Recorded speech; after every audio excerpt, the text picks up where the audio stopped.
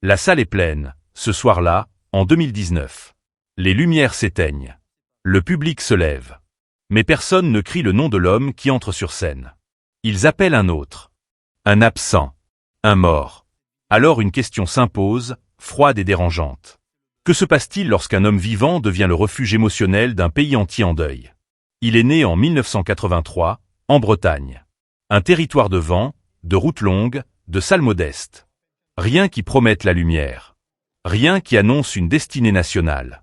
Avant 2017, son visage n'appartient à personne. Sa voix non plus. Elle circule sans nom, sans affiche, sans histoire officielle. Dans l'espace public, Jean-Baptiste Guégan n'existe presque pas. Il chante là où l'on ne vient pas pour écouter. Des bars. Des restaurants. Des karaokés. Des salles polyvalentes où les chaises grincent plus fort que les applaudissements. Des fêtes de village. Des kermesses. Des supermarchés un samedi après-midi. Il traverse les régions avec une guitare, un micro, et une voix que personne ne sait encore où placer. On l'appelle alors Johnny Junior. Un surnom pratique. Réducteur. Presque moqueur. Il rassure les organisateurs. Il attire un public précis. Celui qui veut entendre quelque chose de familier, sans surprise. Il ne signe aucun contrat majeur. Aucun producteur ne parie sur lui. Les médias nationaux l'ignorent totalement. Pas de plateau télé. Pas de radio. Pas de portrait. Il reste dans l'angle mort du spectacle. Pendant des années, il accepte cette position périphérique. Il chante. Il recommence. Il enchaîne les dates. Plus d'1 millier de concerts, parfois devant quelques dizaines de personnes. Parfois moins. Les cachets sont modestes. Les déplacements longs. La reconnaissance inexistante. Mais la voix est là. Stable. Étrangement constante. Elle ne se transforme pas. Elle s'affine dans l'ombre. Dans ces lieux sans prestige, le public ne vient pas voir un artiste. Il vient chercher une sensation. Une réminiscence. Une illusion brève. Jean-Baptiste devient un médium involontaire. Il prête son timbre à une mémoire collective qui ne lui appartient pas. On ne lui demande pas qui il est. On lui demande de rappeler quelqu'un d'autre. Cette position crée une ambiguïté profonde. Il n'est ni imposteur, ni créateur. Il est toléré, mais jamais nommé. Applaudi, mais jamais reconnu. Sa présence est acceptée tant qu'elle reste discrète. Tant qu'elle ne revendique rien. Tant qu'elle n'exige pas d'espace. Il vit ainsi à la lisière de la lumière. Suffisamment proche pour en sentir la chaleur. Trop loin pour y entrer. Sa carrière ne progresse pas. Elle s'étire. Elle survit. Il n'y a pas de rupture. Pas d'ascension. Seulement une répétition patiente. Une existence artistique tenue à distance du centre. Avant 2017, personne ne parle de lui comme d'un destin. Il est une curiosité locale. Une voix étrange. Un phénomène de foire discret. Un homme qui chante dans le sillage d'un autre, sans jamais prétendre le rejoindre. Il ignore encore que cette marginalité, longtemps subie, deviendra bientôt sa place la plus exposée. Et que vivre dans l'ombre peut, un jour, devenir une condamnation plus lourde que l'anonymat. Décembre 2017. La mort de Johnny Hallyday ne provoque pas un simple choc médiatique. Elle ouvre un deuil collectif. Une suspension nationale. Pendant plusieurs jours, la France ne parle plus que d'une voix disparue. Des foules se rassemblent. Les images tournent en boucle. Les chansons deviennent des lieux de mémoire. Un vide s'installe, immense, presque physique. Dans ce climat saturé d'émotions, quelque chose commence à bouger à la périphérie du système. Loin des hommages officiels. Loin des grandes scènes. Dans un casino, lors d'une soirée sans enjeu, Christophe Porquet entend chanter Jean-Baptiste Guégan. Il ne découvre pas un imitateur. Il perçoit autre chose. Une résonance troublante. Une continuité sonore qui ne cherche pas à séduire, mais qui s'impose. Porquet comprend alors ce que peu ose formuler à voix haute. La disparition de Johnny n'a pas seulement laissé un héritage. Elle a créé un manque immédiat. Un espace émotionnel béant. Un besoin de voix plus que de visage. Ce n'est pas un projet prémédité. Ce n'est pas une stratégie cynique. C'est une intuition. Presque une inquiétude. Celle de voir une nation orpheline chercher un point d'ancrage. Quelques semaines plus tard, en 2017, une vidéo est mise en ligne sur Facebook. Rien de spectaculaire. Jean-Baptiste chante. Le cadre est simple. La prise est brute. Mais la réaction dépasse tout ce qui avait été anticipé. Les vues s'accumulent. Les partages explosent. En quelques jours, près d'1 million de personnes regardent, commentent, s'arrêtent. Les mots reviennent sans cesse. Frisson. Chair de poule. Impression irréelle. Pour la première fois, le regard change. Ce n'est plus un homme qui imite.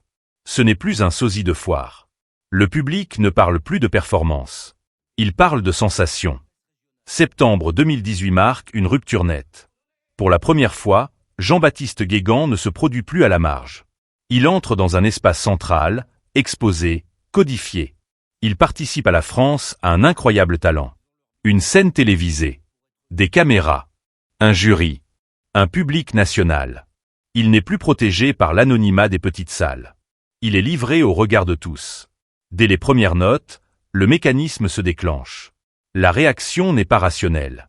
Elle est immédiate. Les visages changent. Les silences s'allongent. Les jurés hésitent à commenter une performance qui dépasse le simple cadre du concours. Très vite, le débat quitte la technique. Il glisse vers l'émotion brute. Ce que le public entend n'est pas seulement une voix. C'est une mémoire sonore collective, encore vive, encore douloureuse. Jean-Baptiste remporte l'émission. La victoire n'est pas contestée. Elle semble inévitable. Mais ce succès porte déjà une ambiguïté. Il ne consacre pas un répertoire. Il consacre une résonance. Il ne valide pas une œuvre. Il valide un lien affectif. La télévision transforme un phénomène diffus en événement national. Dans la foulée, l'album Puisque c'est écrit est annoncé. Il sort en 2018. Le titre n'est pas anodin. Il suggère une fatalité.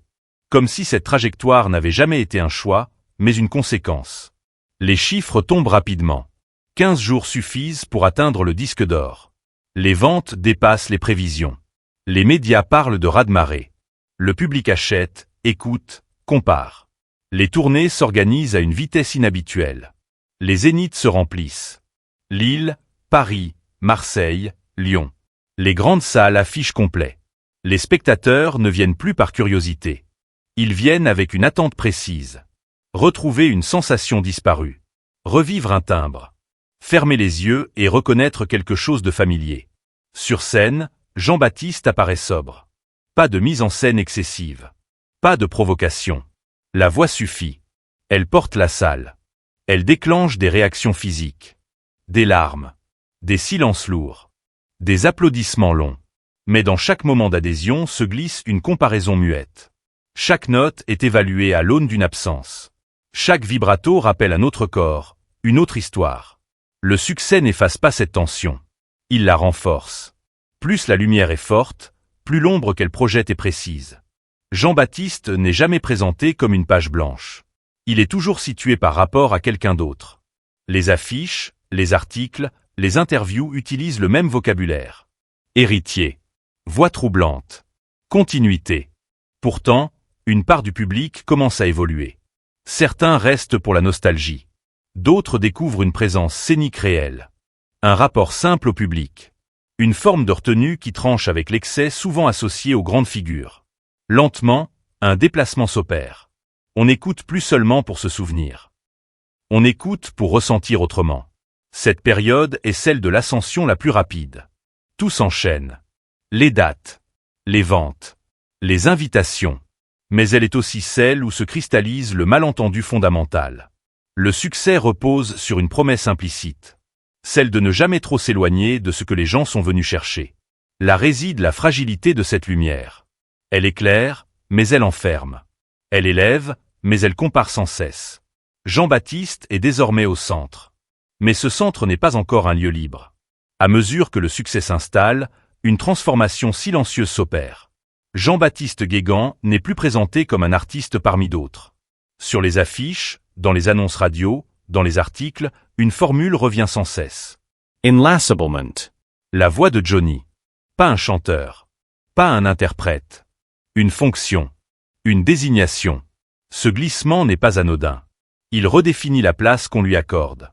Il réduit son identité publique à un rôle précis, étroit, surveillé. Chaque apparition est attendue comme une confirmation. Chaque note doit correspondre à une mémoire collective figée. Il ne s'agit plus de convaincre. Il s'agit de ne pas trahir. La pression devient technique autant qu'émotionnelle. Ne pas changer de timbre. Ne pas varier l'intention. Ne pas introduire une émotion qui ne serait pas immédiatement reconnaissable. Le moindre écart est interprété comme une faute. Pas artistique. Morale. Comme si s'éloigner de cette voie revenait à rompre un pacte tacite avec le public endeuillé. Sur scène, la liberté se resserre. Les chansons sont choisies avec prudence. Les arrangements restent sages. Le public ne tolère pas l'inattendu. Il veut retrouver un climat. Une vibration précise. La salle entière réagit au moindre détail, comme un corps unique. Jean-Baptiste devient le gardien d'une sensation qui ne lui appartient pas vraiment.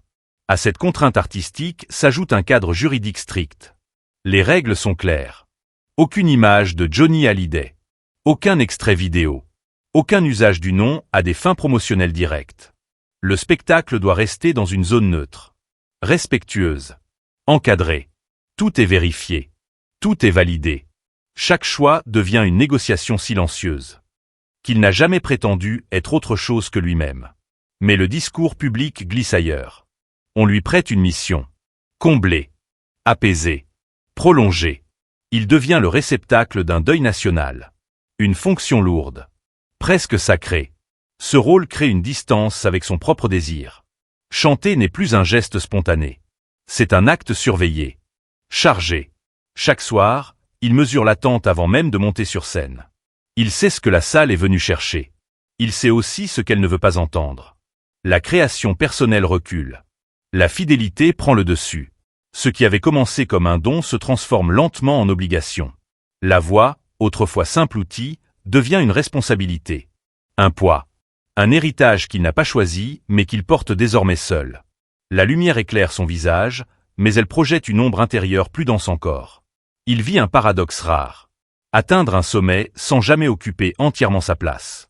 Être applaudi sans être pleinement nommé.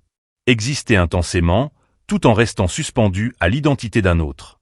À ce stade, la question n'est plus celle du succès. Elle est celle de la survie intérieure. Et peu à peu, derrière l'évidence de la reconnaissance, se dessine une inquiétude plus profonde. Cette voie est-elle un cadeau durable? Ou une prison dorée dont il ne sait pas encore comment sortir? L'année 2019 marque un basculement discret, mais décisif. À l'extérieur, tout semble aller mieux que jamais. Les dates s'enchaînent. Les zéniths se remplissent. Les hôtels se succèdent. Les kilomètres s'accumulent. La tournée devient une mécanique bien huilée, sans pause réelle, sans respiration durable. À l'intérieur, autre chose se fissure. Jean-Baptiste est souvent absent. Physiquement. Mentalement. Les retours à la maison se font plus rares. Les journées se ressemblent. Loge. Balance. Concert. Voiture. Nuit courte. Nouveau départ. Le rythme laisse peu de place à l'imprévu, encore moins à l'intime. La vie privée commence à se dissoudre dans l'organisation. Il est père de 3 enfants. Un fait simple. Incontestable. Mais de plus en plus difficile à incarner. La séparation s'installe. Sans fracas. Sans scandale. Comme beaucoup de ruptures silencieuses, elle s'impose par l'usure.